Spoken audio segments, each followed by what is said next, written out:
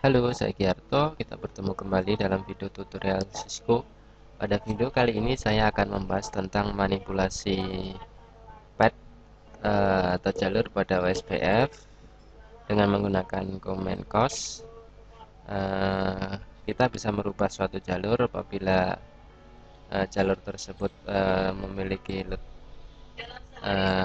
redundancy seperti terlihat dari router 4 ke router 1 bisa melewati router 3 atau router 2. Kita akan rubah agar bisa hanya dilewatkan oleh satu router, misalnya router 3. Untuk itu kita perlu rubah cost dari interface di router 2 atau bisa dirubah di router 3.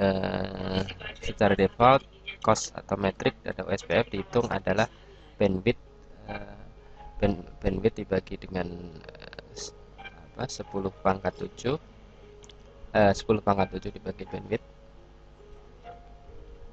Fast Ethernet secara default nilainya adalah 101. Begitu juga dengan Giga Ethernet. Oke, karena kedua-duanya di router 2 dan router 3 menggunakan Fast Ethernet, kita akan rubah misalnya di router 2 costnya menjadi lebih besar dari 1, 2 atau 3, sehingga paket akan dilewatkan menuju router 1 adalah melewati router 3. Oke, kita cek misalnya ya, kita cek IP route OSPF. Terlihat bahwa paket router 4 ini melewati dua router. Oke, kita akan configure di router 2 misalnya. Oke, enter. Config T interface untuk merubah suatu paket, suatu nilai cost suatu interface, kita masuk ke interface. Sebelumnya kalau kita lihat show IP OSPF interface pas Ethernet 2.0, terlihat bahwa interface tersebut memiliki cost 1 pas Ethernet tersebut karena memang bandwidthnya adalah 100 mega, sehingga itu sama dengan 10 pangkat 7, costnya dihitung sebagai 1. Oke,